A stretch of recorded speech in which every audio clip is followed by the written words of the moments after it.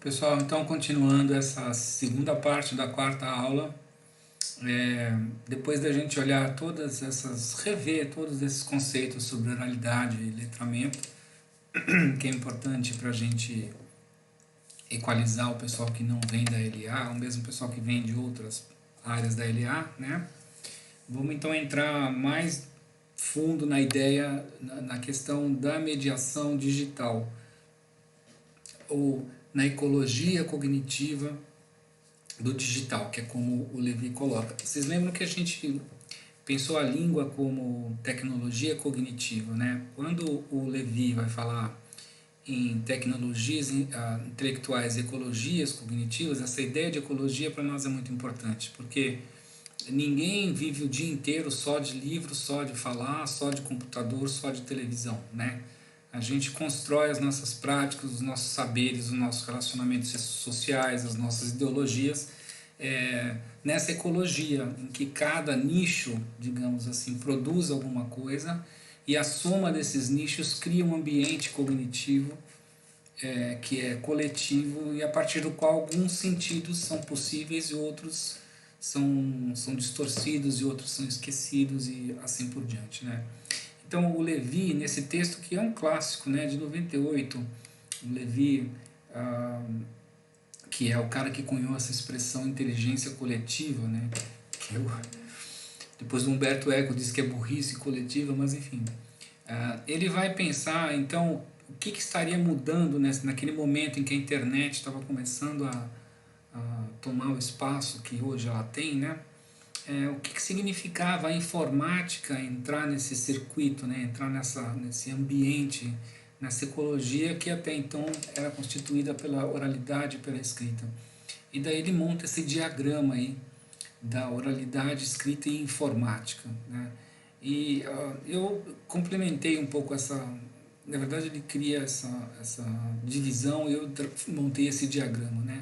Para tentar mostrar o seguinte, como as coisas se sobrepõem nessa ecologia. Então, a mídia primária do corpo, as mídias externas secundárias, recuperando o Harry Pross, né? Ah, e a partir de então a ideia das mídias mais modernas, né, em que você não só tem os dispositivos necessários para produzir e receber as mensagens, como você tem a ideia da computação, né, envolvida nessas mediações. Então, a gente tem uma oralidade primária, que é essa do analfabeto isolado e da comunidade ágrafa, mas a gente tem uma escrita que traz consigo uma oralidade secundária, que é essa oralidade baseada na escrita, por exemplo, do que eu estou fazendo aqui, do que um âncora de telejornal faz, ou de assim, que está no modo de falar, de se expor, de se colocar, de argumentar de uma pessoa letrada, né? Altamente escolarizada, etc. E tal.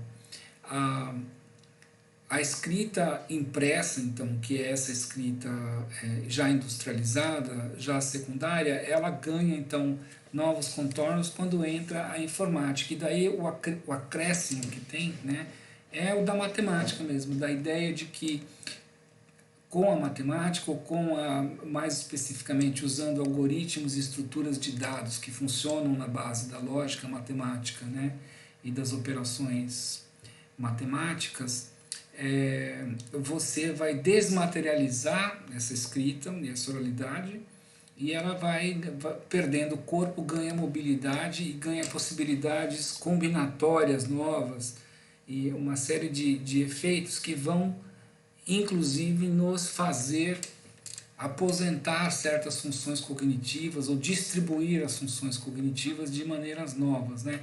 Sobretudo a memória e a questão da imaginação, né? As memórias estocadas por aí nas nuvens, nos discos rígidos, etc. E a imaginação cada vez menos necessária, digamos, para a gente simular a realidade, porque o computador calcula as imagens para a gente, né?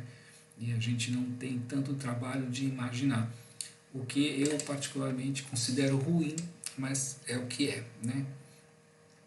O que ele vai falar sobre a oralidade, né? O que era importante na cognição, qual é a função principal da cognição nas culturas orais, né? É você estocar a memória, né? a memória do povo, a memória das coisas, o conhecimento das origens, o know-how de como se resolve certos problemas que são recorrentes, etc. E a memória, basicamente, ela tem dois aspectos, né? Você tem a memória de curto prazo, que é essa memória de trabalho, que é a memória que você está fazendo café, você precisa lembrar onde você pôs a colher para pegar o pó, você precisa lembrar onde estava o pó no armário, e você fez e acabou, né? Se eu mudar a colher para o lado esquerdo amanhã, não vai fazer nenhuma diferença, porque eu vou fazer o café, olho onde está a colher, fiz o café, acabou, né? Eu jogo isso fora, eu não preciso tocar isso no meu cérebro, né? Então isso basicamente é um trabalho voltado para a atenção e para a repetição. Não preciso mais do que prestar atenção e repetir para estocar uma memória de curto prazo.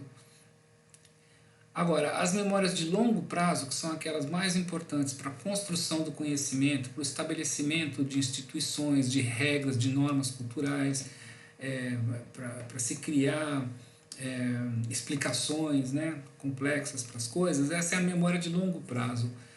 E ela não depende só de atenção e repetição, ela precisa ser codificada e precisa ser associada. Então, se eu quero me lembrar qual é a regra da acentuação das paroxítonas, né? Eu posso criar um recurso mnemônico, ou eu posso associar essa regra com uma coisa que eu já sei, né? Então, eu já conheço a palavra rouxinol, então eu uso rouxinol para pensar que né, paroxítonas acabadas em R, O, U, etc, etc, tem acento ou não tem acento.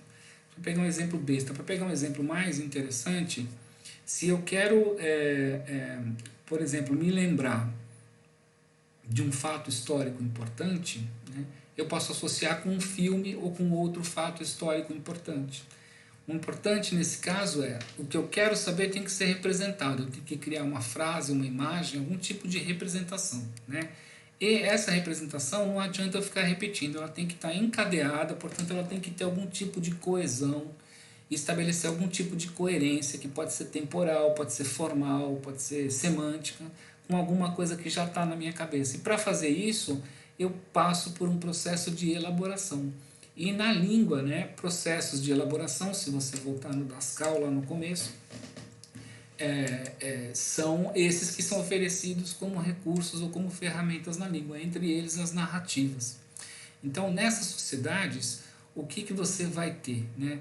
Você vai, para lembrar das coisas, você vai ter rituais e você vai ter mitos, basicamente, né? E onde entra a língua nesses rituais e nesses mitos, né?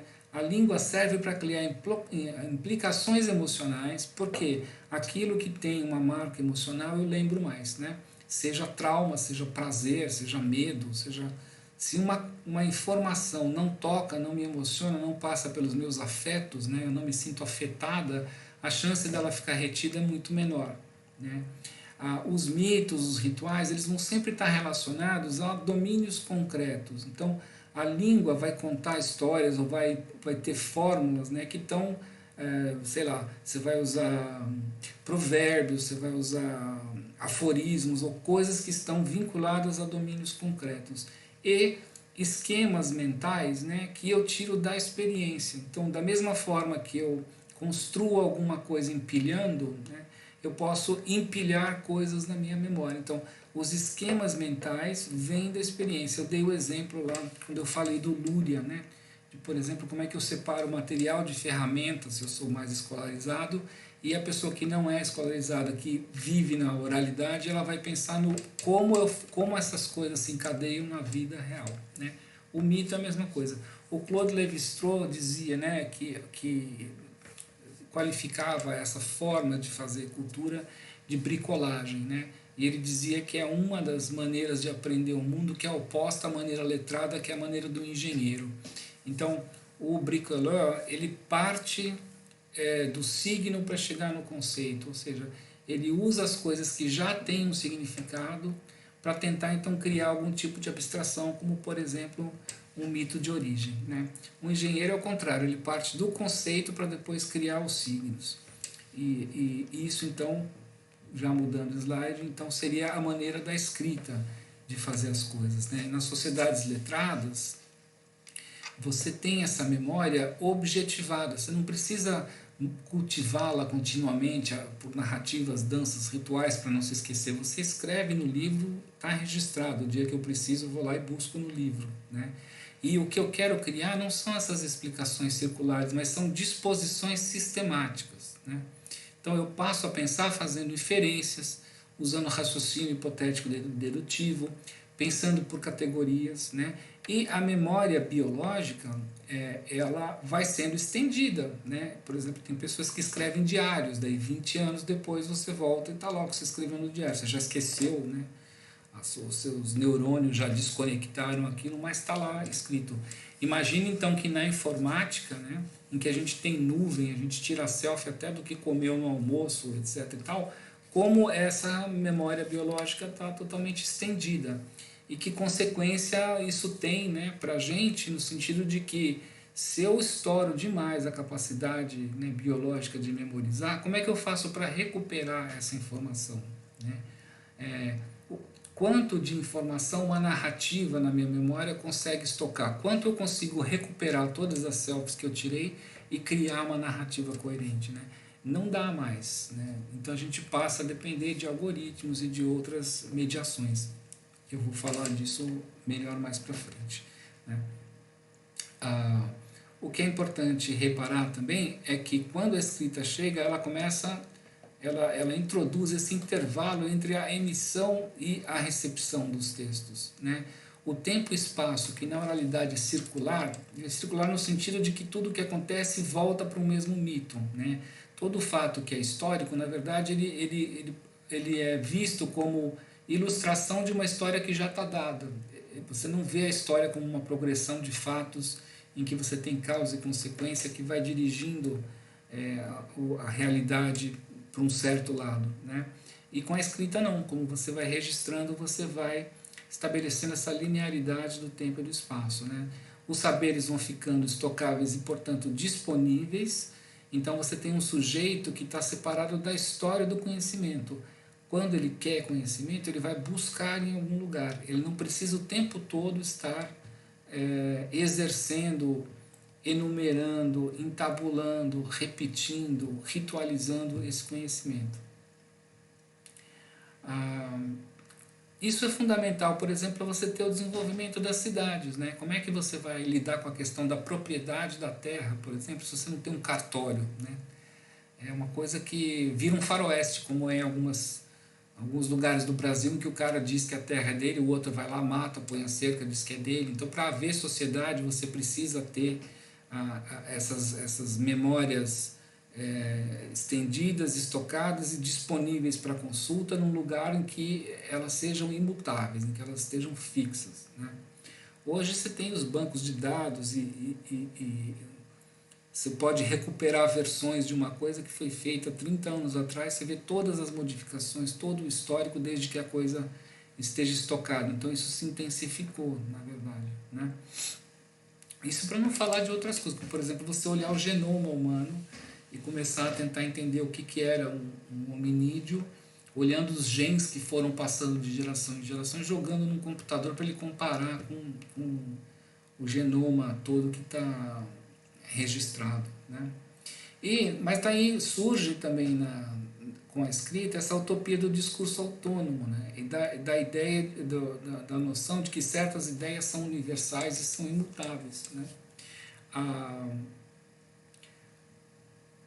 Isso você vê surgir na emergência da ciência, né, no século XVII, principalmente, mas você também vê muito mais antigamente na questão das religiões baseadas no livro, que o livro fala, né? Então, por exemplo, o judaísmo, o cristianismo, o islamismo, né?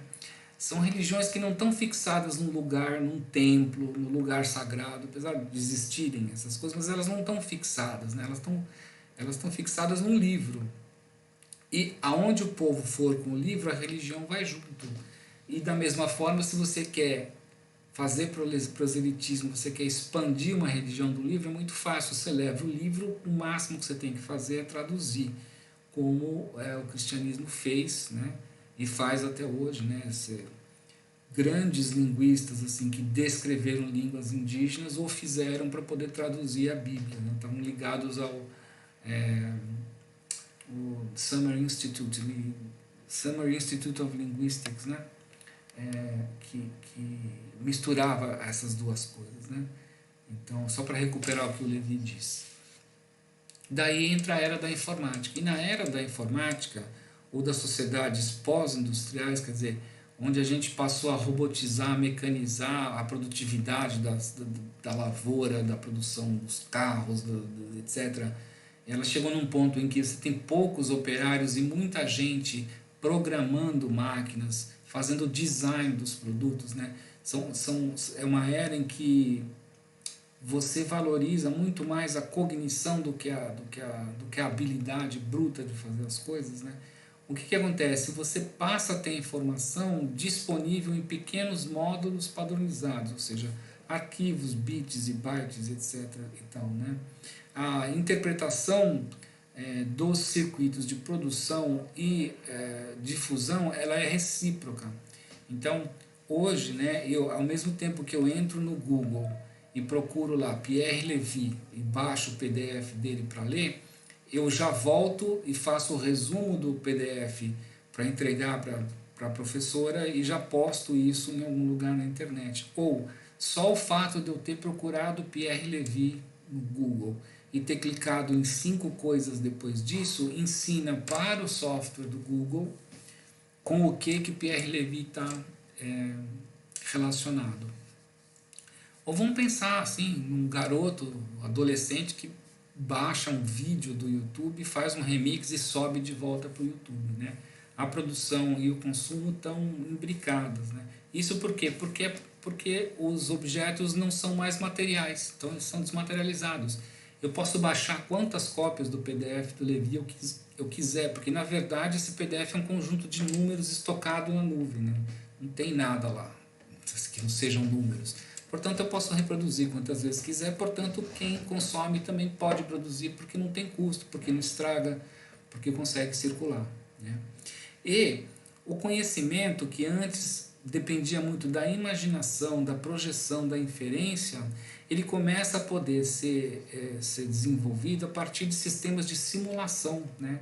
Então, os caras fazem, por exemplo, projeções do mercado financeiro que tem a ver com séries históricas que são extrapoladas matematicamente, e eu começo a conhecer, né, o que pode acontecer se tal coisa acontecer, se outra coisa acontecer, em cima desses programas de computador, e não estudando a história do que aconteceu e tentando elaborar uma teoria, né?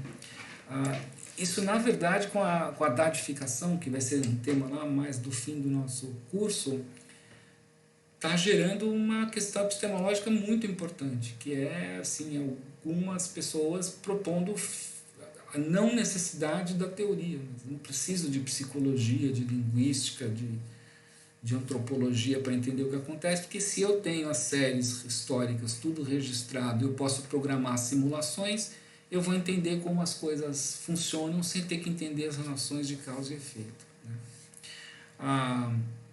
Você vai ter o que ele chama de agenciamentos sociotécnicos, ou seja, a produção do conhecimento ela é feita coletivamente a partir de sistemas técnicos. Então, pensa aí nas redes sociais, por exemplo, né? O quanto que as redes sociais pautam o que é a agenda pública, por exemplo. Ou pensa em como que o sistema de tradução automática do Google aprendeu de tanto a gente traduzir ou comparar traduções na internet, né? Entre milhares de outros exemplos. E a ideia de que a velocidade e a operacionalidade é mais importante do que a tradição ou a verdade estabelecida, né? É mais fácil eu tentar acertar por tentativa e erro, porque eu posso corrigir as coisas automaticamente muito rápido, do que eu perder muito tempo tentando desenvolver, chegar em qual é a verdade, e muito menos eu ficar repetindo apenas o que já deu certo, porque se eu posso simular, eu posso experimentar o quanto eu quiser sem destruir nada, né? Então, na verdade, os conhecedores mais poderosos não são os que mais têm conhecimento estocado, mas os que conseguem mais rapidamente chegar a novas soluções, novas hipóteses, etc. E isso, obviamente, que vale para o professor, né? O professor mais erudito, o professor que conhece, que leu, etc., cada vez mais ele perde importância para o professor que sabe como agenciar a pergunta do aluno, a tecnologia que está na mão dele e a experiência dele sobre como alunos aprendem para ensinar alguma coisa, né? Entre outras repercussões em todas as áreas da vida, né? O Levi vai destacar 4 coisas que são importantes nessa virada. A primeira coisa é a questão das interfaces, né? Para a gente chegar no conhecimento, cada vez mais o computador vai se tornando, vai tentando tornar a sua interface transparente, né? Você pega um sistema tipo Alexa, né? A ambição dos caras é que você vire e fala assim: que tipo de pizza tem na pizzaria da esquina de quinta-feira? Você fala assim, e ela pega e te diz, porque ela consulta na internet e te diz, né? Isso funciona melhor para certas coisas do que para outras, melhor nos sistemas do que outros, mas a ideia é que eu fui passando da necessidade de digitar comandos para metáforas visuais, como a metáfora do desktop, depois para o toque, né? Para a voz. Em alguns sistemas eu já posso trabalhar com o gesto, né? Não preciso nem tocar e nem falar. E o que é o futuro disso? É a computação cerebral, né? É a gente conseguir pensar em alguma coisa e o padrão eletromagnético desse pensamento atingir a máquina e a máquina dar a resposta que a gente procura. Parece ficção científica e né? Mas não por muito tempo, né? As pesquisas aí estão muito avançadas, né? Já existem experimentos em que você bota lá uns fios na cabeça de um cara que toca piano e pela internet esse cara que sabe tocar piano pensa que está tocando e você bota fios na cabeça de um outro cara que não sabe tocar e a mão do cara mexe no piano mais ou menos como deveria mexer. Isso já existe, né? Um dos pesquisadores de ponta sobre isso aí é um brasileiro chamado Miguel Nicoleles, né? Ele é neurologista, né? Cirurgião neurológico, salvo engano, né? A segunda coisa que ele destaca é a ideia da digitalização. Eu já meio que falei isso, mas uma vez que você desmaterializa, transforma tudo em número que pode ser manipulado matematicamente, né, você coloca também todas as mídias e as linguagens no mesmo tecido. E isso tem, quer dizer, a multimídia é a manifestação mais óbvia, né, mas também a realidade virtual, também as simulações de coisas que não existem no mundo e eu consigo produzir no computador, tudo isso tem a ver com a digitalização. Assim como os polos integrados, né, que eu já expliquei, quer dizer, antigamente você tinha o escritor que escrevia, depois o editor que editava, depois a gráfica que imprimia e depois o distribuidor que distribuía, né, um livro, né. Hoje o escritor senta no blog e pronto, ele escreveu, já publicou, já editou, já distribuiu, né, integrou, né, os polos estão integrados. E isso, claro, que vai favorecer uma proliferação muito grande dos textos e daí novas estratégias cognitivas para lidar agora com essa enxurrada de textos. Assim como no passado eu tinha estratégias para lidar com a escassez, né? A grande novidade, ou a grande diferença entre um computador e um livro é justamente o software, né? A questão de que a máquina produz outras máquinas, de fazer outras coisas a partir de códigos, né? E os programas estão cada vez mais intuitivos, eles cada vez mais automatizam, né, as tarefas e afastam o autor dos processos de composição. E daqui, por excelência, né, podemos pensar, por exemplo, nesse vídeo aqui, né? Antigamente, se eu fosse fazer isso aqui com uma filmadora analógica e eu quisesse dividir em 3 partes, etc., eu ia ter que fazer, depois procurar os fotogramas, recortar. Aqui não, aperta o botão, ele grava, aperta o botão, ele para, né? Se eu quiser mixar também, botar uma música de fundo aqui, eu acho bacana, eu também consigo fazer isso automaticamente. Basta puxar o arquivo, usar o programa que eu estou usando, que é o OBS, e jogar numa trilha lá, e ele faz. Inclusive eu consigo ele fazer o tempo que a música toca ser igual ao tempo do slide que eu estou mostrando automaticamente. Com isso, né, a criação está integrada com o processamento, e daí ganha muita importância, por exemplo, o remix, né? A gente vai ter uma aula sobre isso, né? É muito mais interessante eu pegar um monte de coisas que estão prontas e misturá-las, e na base da tentativa e erro chegar numa terceira coisa interessante, né, do que eu planejar e construir as coisas desde o começo. Por quê? Porque você tem a automatização, e a automatização me permite fazer coisas que na verdade eu não saberia fazer. Ele faz coisas que eu não teria perícia para fazer. Finalmente tem a questão dos estoques, né? Os bancos de dados, o tanto de informação que a gente tem, o tanto de dados que a gente gera, né?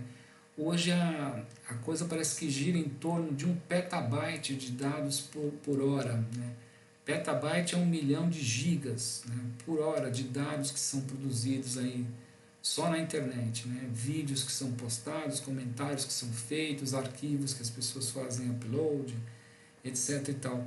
E pior, esses dados, eles são imateriais. Então, assim, um livro, quantas pessoas leem um livro antes que ele fique todo encebado, rasgado e se deteriore, né? Sei lá, 2.000, vamos chutar. Né? Quantas pessoas conseguem baixar o arquivo em PDF desse livro? Quantas você quiser, 50 bilhões de pessoas podem baixar, que não vai mudar nada. Então isso faz uma grande diferença, né? Os sistemas especialistas, que são tipos simples de inteligência artificial, mas são sistemas de perguntas e respostas dentro de universos que estão bem estruturados e bem fechados. Por exemplo, você entra no site do seguro de saúde e vai dizendo vai respondendo umas perguntas, dizendo que sintomas você tem, o que você sente, e ele te diz, olha, vai para o pronto-socorro ou não, toma uma aspirina e vai dormir, né? Ou ele vai calcular quanto vale o seu seguro, ou se você é mecânico e precisa entender o problema do carro. Antigamente o mecânico usava o ouvido, punha a mão, usava a experiência. Agora tem uma caixinha, e ele tem lá uma caixinha também, um aplicativo de celular, ele conecta uma USB na caixinha do motor, o software roda uma série de testes e diz, olha, o problema é a injeção eletrônica, sei lá, né? Então são sistemas que tem o conhecimento já estocado, e você aciona, e como está estocado lá por algum especialista que já estocou na máquina, eu não preciso formar novos especialistas, né? E finalmente você tem o problema da indexação, né? Essa proliferação, ela te gera um problema de, pô, mas como que eu vou localizar esse tanto de informação e organizar? Foi aí que surgiram os motores de busca, e se você trocar informação por pessoas, foram aí que surgiram as redes sociais, que hoje são as empresas mais poderosas do mundo. Elas não produzem informação, mas elas são aquelas que conseguem resolver o problema da indexação, né? O que está relacionado com o que, e o que é relevante quando eu falo o que, né? A questão da propriedade intelectual, que é fundamental, né? Você tem milhares de cópias de qualquer produto sendo usados por milhares de pessoas para fazerem outros produtos, e fica muito difícil você, como é que a gente diria, você fazer valer, por exemplo, a questão do copyright. Você precisa de um sistema legal que funcione muito bem, e você precisa de sistemas técnicos que tentem impedir. Por exemplo, esses livros, e-books que a gente compra, que vem com um programinha que restringe, né, onde você pode ler. Isso são tentativas de recuperar o que antes da informática eram formas de você garantir o rendimento da propriedade intelectual. Isso hoje está em xeque, né? Eles têm uma crise grande sobre isso, né, em cima disso. E aí eu salvei para vocês aqui umas pegadinhas ciborgues para dizer o que acontece então quando você junta a oralidade e a escrita com essas capacidades de simulação da informática, e como que as pessoas se apropriam disso, né, culturalmente. E aqui eu peguei exemplos de como pessoas se apropriaram para fazer brincadeira, pessoas mais jovens, né? Esse aqui eu vou tocar para vocês verem, porque eu quero comentar. Vamos só torcer para ele abrir aqui na tela. Abriu.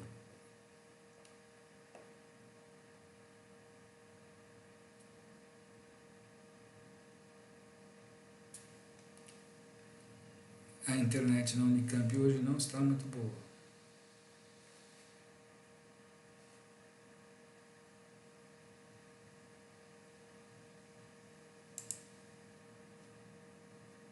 Olá pessoal, agora eu vou ensinar vocês como controlar a minha mãe usando o Google Tradutor.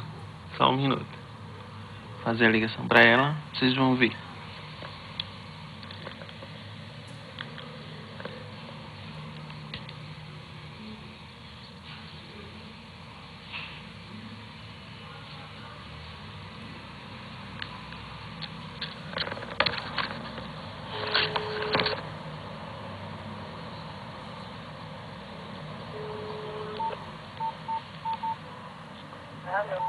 Olá, dona Dalva. Como está a senhora?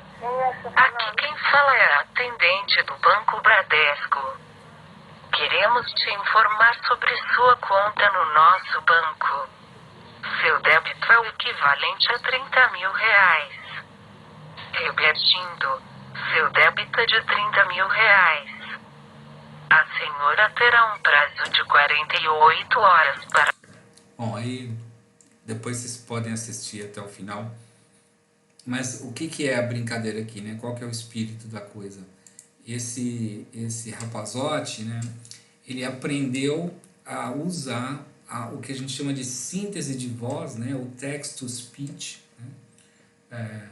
Que o Google Tradutor disponibiliza para que você escute na língua estrangeira aquilo que você traduziu, e ele se apropria disso. Então, lembrando de novo do slide da bicicleta lá que eu mostrei na primeira aula, ele se apropria disso para passar um trote na mãe dele, né?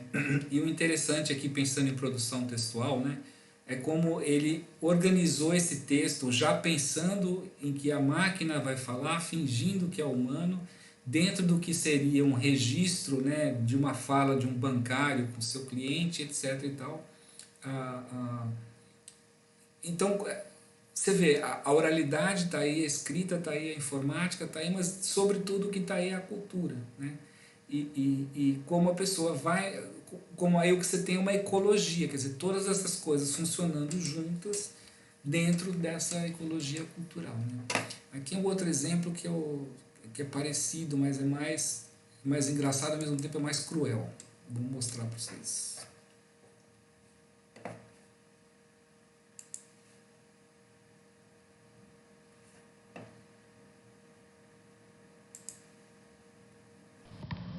Ó, ela vai falar contigo. Oi, dona Irene. Eu sei, mas quem é? O nome dela é Google Tradutor. Hã? O nome dela é Google Tradutor. Ah, Olha, Oi, dona Irene. fala com ela. o que você quer comigo? O que você quer comigo? Tudo bem? Ela tá falando estrangeiro, eu não Tá. entendo. Não tá não, tá falando tudo bem? Olha. Tudo bem? Tudo bem? Tudo Tudo bem, bem? tudo bem. E você tá bem?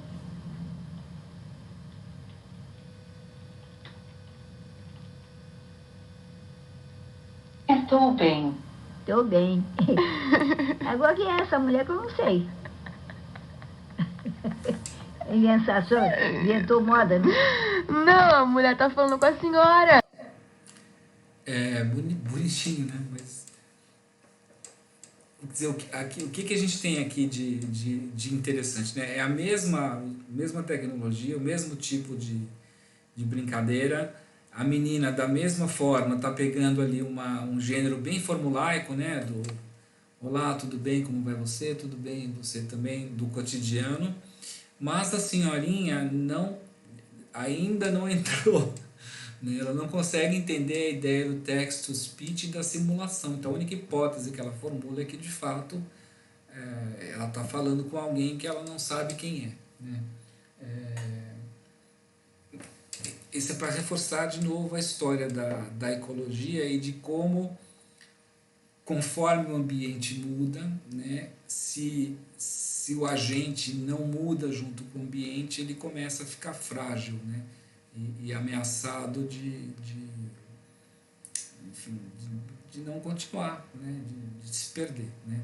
Então é triste, mas na verdade o que está acontecendo aí com essa senhorinha é que ela precisa de tutela, né? Por exemplo, é uma senhora que não, como a minha mãe, por exemplo, tem 85 anos, que ela não, você não pode deixar ela lidar diretamente com um sistema de atendimento de banco, etc. e tal. E ao mesmo tempo o banco, a companhia telefônica, eles não estão nem aí que as pessoas têm 85 anos. Então você tem uma questão social muito importante aí, né? Não é porque é uma ecologia que tem que haver darwinismo nisso, né? Então, essa é uma questão que para a linguística aplicada é importante, né? Para os linguistas aplicados, né? Agora, caminhando para o final, então, o Levi escreveu isso em 98, né? De lá para cá, a gente teve algumas mudanças drásticas na internet, né? A mais importante é que está tudo integrado com tudo, todo mundo online, o tempo todo, fornecendo dados e obtendo dados sem parar, e as interações dos homens, digamos, homem e máquina, elas estão muito mais complicadas do que simplesmente eu peço uma informação e o computador me dá.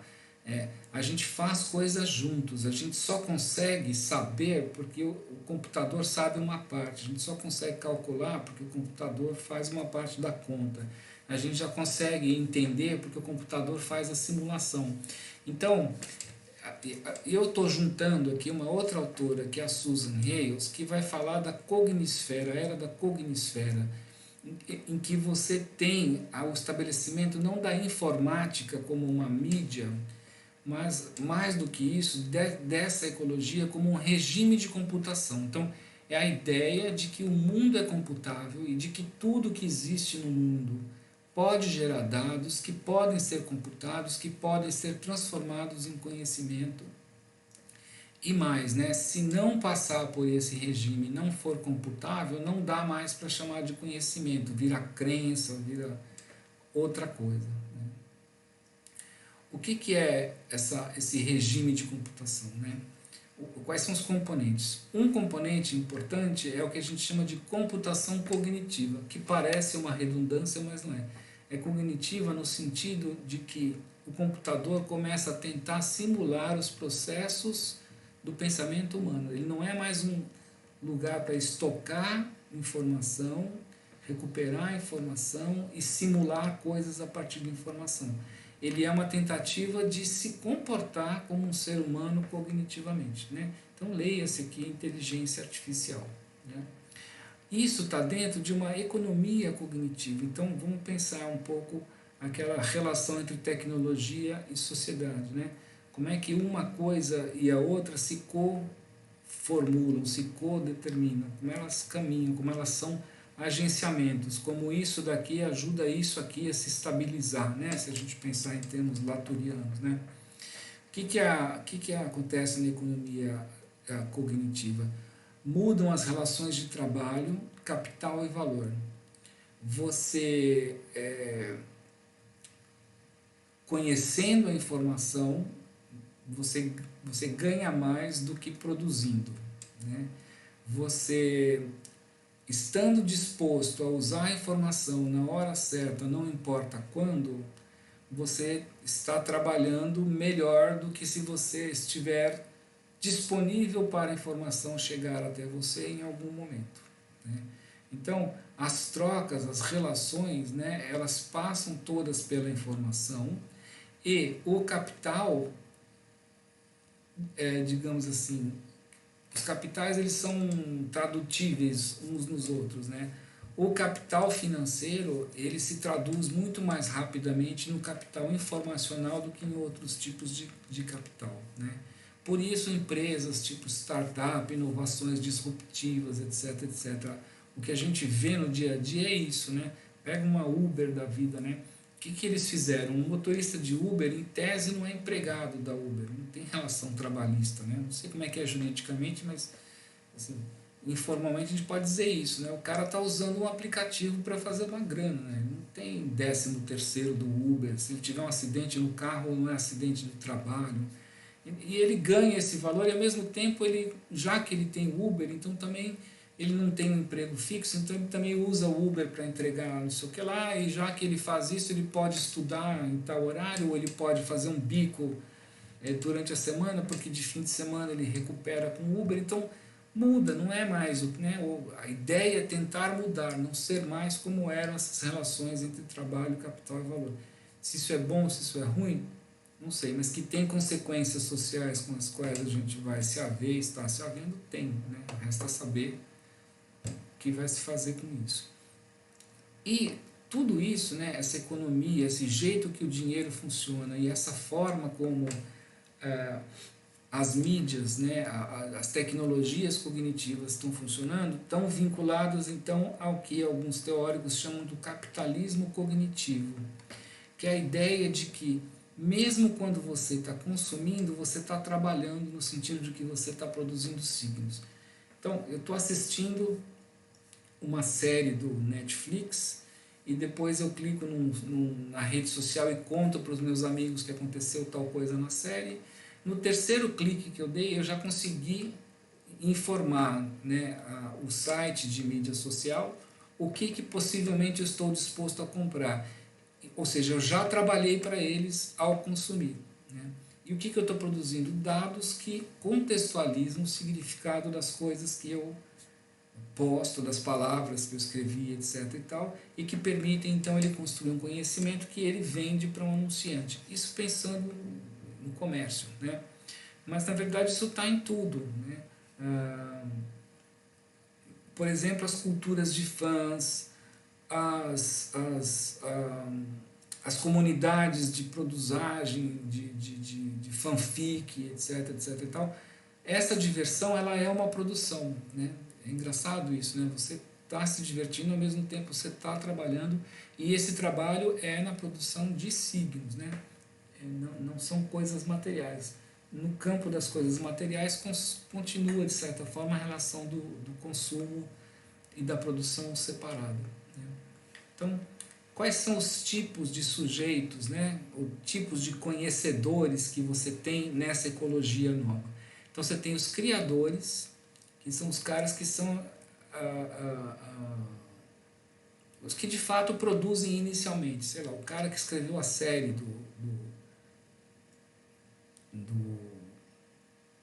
me fugiu, perdão. Escreveu a série do Netflix sobre tal coisa, né? Você tem o crítico, que é o cara que está verificando se isso de fato é verdade, e ele vai na rede social e posta uma série de coisas que esse cara reaproveita para o próximo episódio estar melhor. Né?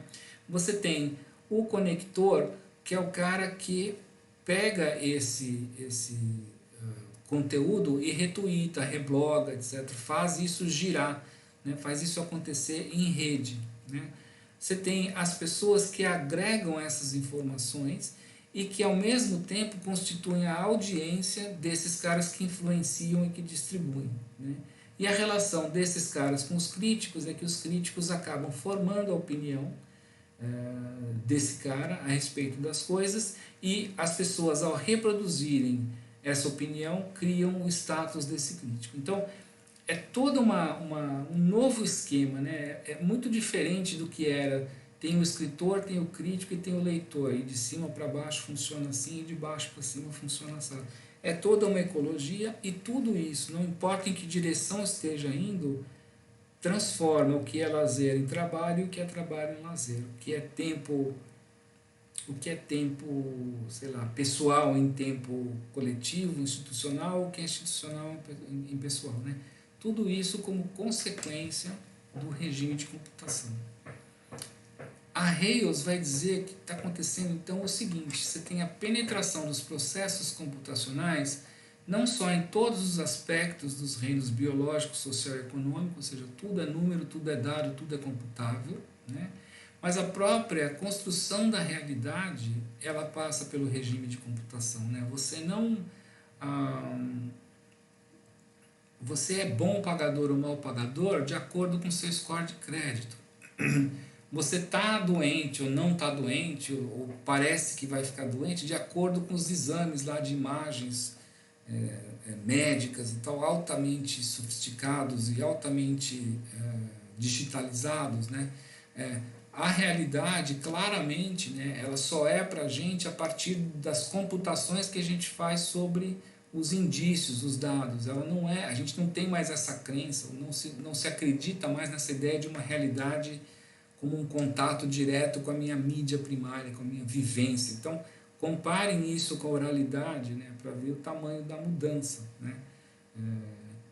A ideia de que o esquema prático me diz o que é o real está completamente superada. O real é sempre o que está por baixo das práticas que eu posso computar, né?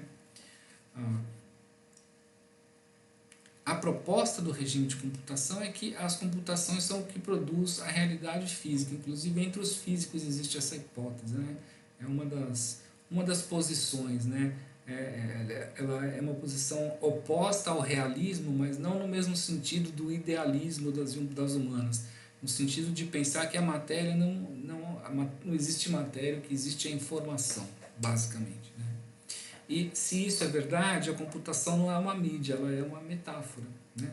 Diz a Hales. Porque se você abre mão da materialidade, abre mão da experiência prática, e considera que a verdade é aquilo que está computado, né? Então a computação não é uma mídia, né? Ela é basicamente uma metáfora, né? E a cognição passa a ser, então, um processo relacional, que não está restrito a mídias específicas. Ela roda tanto no cérebro quanto nas máquinas. Por quê? Porque a informação não tem corpo, não precisa de um corpo para gerar conhecimento nessa ótica, né? A discussão na verdade, se eu separo conhecimento e consciência, porque consciência, por enquanto, a gente ainda não acha que a computação, o regime de computação pode produzir, que uma máquina pode se tornar consciente a partir de computações sem corpo.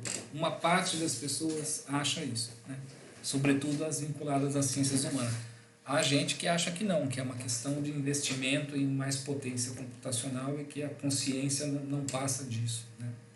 Isso é uma discussão que a gente vai ter na última aula do curso, se der tudo certo. Mas a questão, então, é essa, quer dizer, depois da informática, a gente está numa coisa que é maior do que a informática, porque é o agenciamento do humano com a máquina, nessas mediações, e a mudança de atitude sobre o que é a realidade. Quer dizer, não é que eu vou na realidade e produzo informação, que eu estoco, etc. É que a realidade não está fora das computações, são as computações que te dizem que é real, né?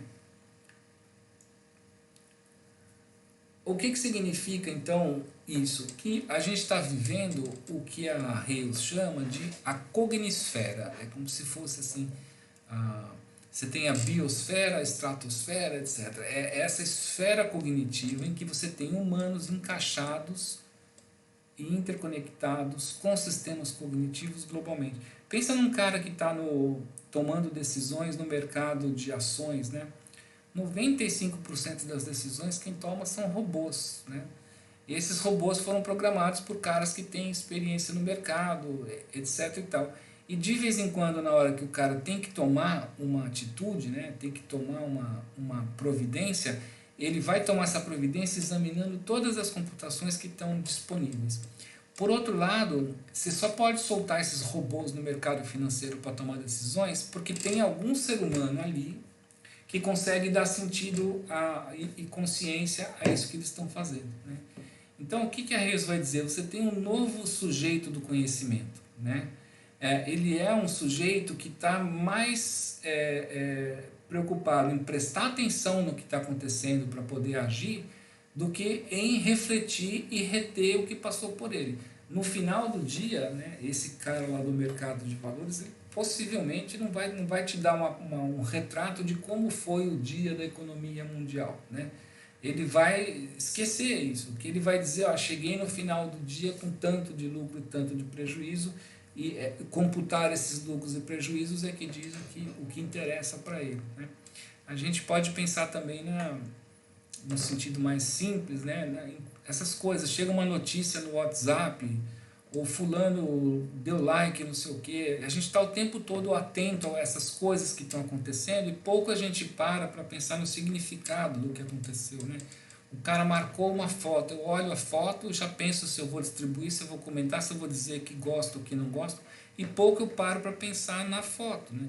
Por isso que coisas tipo fake news, etc, tem causado o problema que tem causado, porque a nossa atitude cognitiva básica é mais prestar atenção para agir no momento certo do que parar, examinar, refletir, memorizar, né? Estocar, né? Uma experiência a partir dessa informação que chegou, né? A gente tem essa sensação da dispersão do self porque o nosso conhecimento está distribuído com as máquinas. Eu, por exemplo, não sei o número de telefone de mais ninguém da minha vida, nem da minha mãe, nem da minha filha, nem de ninguém. Não sei, está no celular. Eu não gasto mais neurônio para isso porque me faz falta em outro lugar. A gente vai delegando, né?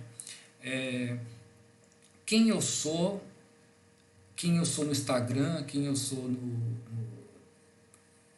no Facebook, quem eu sou no Twitter, né? Como eu falo nesses lugares, e como eu sou, e como eu falo face a face, e como é que eu dou coerência nisso tudo, ou eu não dou, eu sou uma coisa lá, eu sou outra coisa aqui, né? Por quê? Porque eu posso o tempo todo agir de forma distribuída, estar em vários lugares, mas nunca, sempre fragmentado, sempre disperso, né? A ideia de eu estar ciente das coisas é um recurso limitado, só que ele é estendido e preservado por máquinas, né? Então eu fico tranquilo porque se alguém falou alguma coisa nova, se saiu uma notícia nova, eu vou receber uma notificação, eu não preciso estar aware, né? Eu posso estar disperso ou imerso em outra coisa, tipo, posso estar jogando videogame 24 horas e não estou preocupado se vão roubar o meu carro, porque se roubar o aplicativo me avisa, digamos assim, né? Tem uma questão interessante aqui que é o que eles chamam de uma questão da participação política, né? A gente perdeu um pouco a noção de que você deve cuidar do processo democrático e tentar estar junto, rumo a um determinado conjunto de valores, né? A gente vive menos o que seria a democracia, que seria isso, e mais o que eles chamam do adocracia, né? Adoc no sentido do adoc é para o caso específico, ou apenas uma vez, né? Adoc, A-D-H-O-C, né? Eles chamam de adocracy, né? Em inglês, que é o seguinte: tem várias coisas que me atingem. Eu estou preocupado em não perder o emprego, eu estou preocupado com a violência contra os animais, eu estou preocupado com o problema dos imigrantes, etc. E tal. Eu vou tocando a minha vida aqui. Em algum momento, se algo emerge, né, as pessoas começam a me avisar no WhatsApp, eu entro no grupo, eu me organizo, eu vou para a rua, digamos, brigar, mas eu vou brigar porque é contra o uso de animais no experimento, não sei o que lá. Acabou essa briga, eu volto para o meu mundo distribuído, né?